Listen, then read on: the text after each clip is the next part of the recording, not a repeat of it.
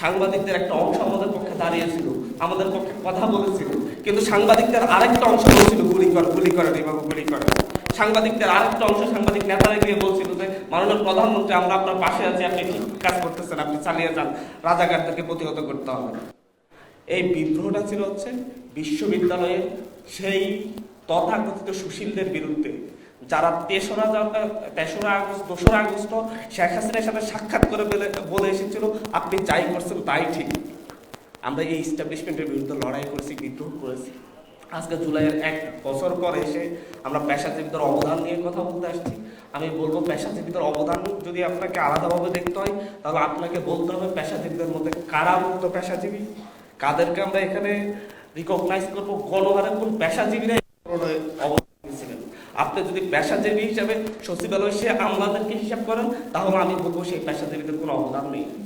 আপনি যদি গণহারে প্রত্যেকটা বিশ্ববিদ্যালয়ের সকল শিক্ষকদেরকে আপনি যদি এই পেশাজীবীদের আওতায় আনেন যে পেশাজীবীরা অবদান রেখেছে, তাহলে আমি বলবো তাদের অবদান নেই। কারণ বরিশাল বিশ্ববিদ্যালয়ের শিক্ষকরা সকলে মিলে কিভাবে এই আন্দোলন প্রতিহত করা যায় তার জন্য জুম মিটিং করেছিল 3রা আগস্ট। আপনি যদি বলেন এই পেশাজীবী বলতে যদি বলেন যে বা সরকারি কর্মচারী, পুলিশ বাহিনী, তাদের অধিকাংশ ওদেরকে যদি আপনি পেশাজীবীদের আওতায় আনেন তাহলে আমি এটার বিরোধিতা করব। আমাদের পক্ষে কারা দাঁড়িয়েছে? আমাদের পক্ষে দাঁড়িয়েছে বিভিন্ন কোম্পানির, বিভিন্ন বেসরকারি প্রতিষ্ঠানের চাকরিজীবীরা। আমাদের পক্ষে দাঁড়িয়েছে স্কুল কলেজের শিক্ষকরা, যারা আধা সরকারি বা বেসরকারি শিক্ষা প্রতিষ্ঠানের পক্ষ থেকে। আমাদের এই জায়গায় এসে আমাদের সবচাইতে বড় পরিবর্তনের যে ছোঁয়াটা লাগার দরকার ছিল, আমাদের সেই পরিবর্তন আমরা কতটুকু আনতে পেরেছি। আমি শুধু একটা কথাই বলবো আজকের এখানে আমি, যে হচ্ছে আমরা মেনে নিলাম যে হচ্ছে যারা সরকারি আমলারা সাহস পাইনি আমাদের পক্ষে দাঁড়ানোর জন্য, কিন্তু কতজন অবসরপ্রাপ্ত আমলারা আমাদের পক্ষে দাঁড়িয়েছিলেন, কতজন অবসরপ্রাপ্ত শিক্ষকরা আমাদের পক্ষে দাঁড়িয়েছিলেন, কতজন অবসরপ্রাপ্ত পুলিশ আমাদের পক্ষে দাঁড়িয়েছিলেন, কতজন অবসরপ্রাপ্ত আর্মি আমাদের পক্ষে দাঁড়িয়েছেন। যদিও আর্মির শেষ 5 দিন অবসরপ্রাপ্ত আর্মিরা আমাদের পক্ষে অবস্থান নিয়েছিলেন। এটা আসলে আমাদের জাতির জন্য, আমাদের দেশের জন্য, পেশাজীবীদের জন্য। আমরা যাদেরকে পেশাজীবী বলে, আজকে যদি আপনি পেশাজীবীদের একটা সংগঠন করেন দেখবেন যে সেটা সভাপতি, সেক্রেটারি যাদেরকে নির্ধারণ করবেন তারা হয় কোনো বিশ্ববিদ্যালয়ের শিক্ষক, নয় কোনো আমলাতান্ত্রিক, কোনো সাবেক আমলা সচিব, এদেরকে আপনারা পেশাজীবীদের নেতৃত্বে বসাবেন। কিন্তু আমি বলছি যারা নেতৃত্বে আসে না, সে আমলারা আমাদের আসে নাই, তারাই হচ্ছে সেই পেশাজীবীরা আমাদের পক্ষে অবস্থান নিয়েছে।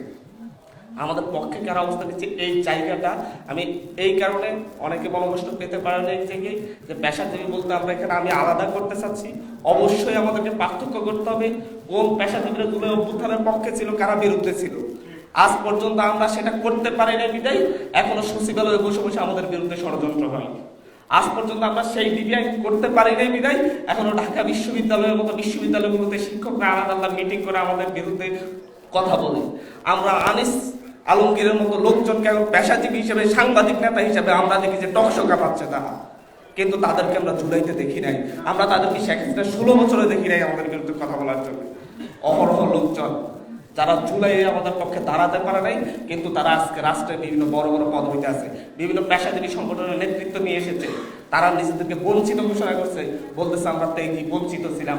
আপনি বঞ্চিত ছিলেন কিন্তু বঞ্চিতের পক্ষে দাঁড়ান নাই। সুতরাং আপনি অবশ্যই যারা জুলাইয়ে তাদের সন্তানদের পক্ষে দাঁড়াতে পারে নাই, তারা পেশাজীবী হয়েও, যারা অবসরপ্রাপ্ত পেশাজীবী হয়েও যারা দাঁড়াতে পারে নাই, তাদেরকে আমরা এই পেশাজীবীদের অন্তর্ভুক্ত করতে চাচ্ছি না।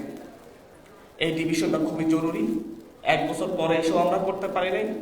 আজও আমরা যখন সচিবালয়ের কথা চিন্তা করি, প্রত্যেকটা আমরা হিসাব করলে দেখা যাবে যে এরা প্রত্যেকে তেলবাজি করে এসেছে। আপনার যদি আজকে প্রত্যেকটা মিডিয়া হাউস দেখেন, মিডিয়া হাউস কি কঠিন অবস্থা। সাংবাদিকটা তো পেশাজীবীদের মধ্যে সবচাইতে বড় মাথা। সাংবাদিকদের একটা অংশ আমাদের পক্ষে দাঁড়িয়েছিল, আমাদের পক্ষে কথা বলেছিল, কিন্তু সাংবাদিকদের আরেকটা অংশ বলছিল গুলি করেন এভাবে গুলি করেন। সাংবাদিকদের আরেকটা অংশ সাংবাদিক নেতারা গিয়ে বলছিল যে মাননীয় প্রধানমন্ত্রী আমরা আপনার পাশে আছি, আপনি ঠিক কাজ করতেছেন, আপনি চালিয়ে যান, রাজাকারদেরকে প্রতিহত করতে হবে। আমরা আজকে দেখছি এই পেশাজীবীদের মধ্য থেকে আমাদের জুলাই অভ্যুত্থানকে কালার করার জন্য খুব চেষ্টা করতেছে। আমি এদেরকে পেশাজীবী বলতে চাই না, আমি বলতে চাচ্ছি দালাল চক্র। আমাদের রাষ্ট্রের সবচাইতে বড় বোঝা হচ্ছে এই দালাল চক্র, যারা রাষ্ট্রের ঘাড়ে নিজেদেরকে পেশাজীবী হিসেবে পরিচয় দিয়ে বসে আছে। আপনারা দেখেছেন গুলশানে যে কাণ্ডটা ঘটেছে, চাঁদাবাজি করতে গিয়ে কয়েকজন ছাত্র অ্যারেস্ট হয়েছে, তাদেরকে মিডিয়া বলেন, সোশ্যাল মিডিয়া বলেন, সিভিল সোসাইটি বলেন, প্রত্যেকে পরিচয় করে দিতে চেষ্টা করতেছে এরা হচ্ছে বৈষম্যবিরোধী ছাত্র আন্দোলন নেতা কিংবা সমন্বয়ক, অথচ তারা কেউ কখনো সমন্বয়ক পদ হোল্ডই করেনি। এই কথাটা এই কারণে বলছি, এটা স্পষ্ট থাকা দরকার। আপনি যে তারা বাকশাসের পদে আছে, বাকশাস নিয়ে কথা বলতে পারেন যারা আছে।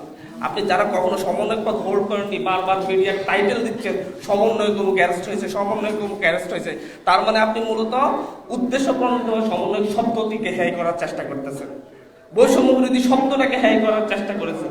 অথচ আমাদের যত বৈষম্য বিরোধী সমন্বয় আছে প্রত্যেকটা লিস্টেড আছে। এই কথাগুলো বলছি পেশাজীবীদের অবদানের জন্য। আমরা যদি কথা বলতে পারি, সেই জুলাইয়ের অবদান নিয়ে আমরা এখানে আলোচনা করছি, জুলাই পরবর্তী অবদান নিয়ে আলোচনা করা দরকার।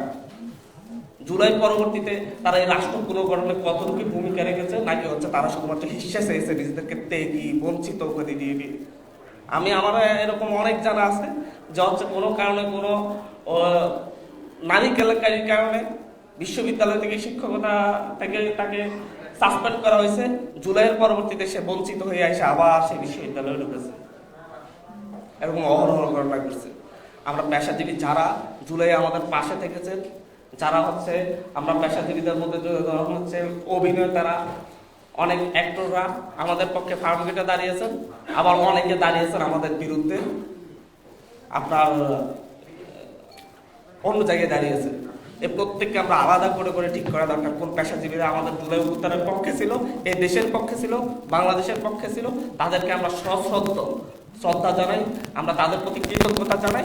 এবং আমরা মনে করি আগে বাংলাদেশ পুনর্গঠনে যারা সেদিন মৃত্যুভয়কে উপেক্ষা করে জুলাই আমাদের পাশে দাঁড়িয়েছিল, তাদেরকে সামনে নিয়ে আসা দরকার। সেই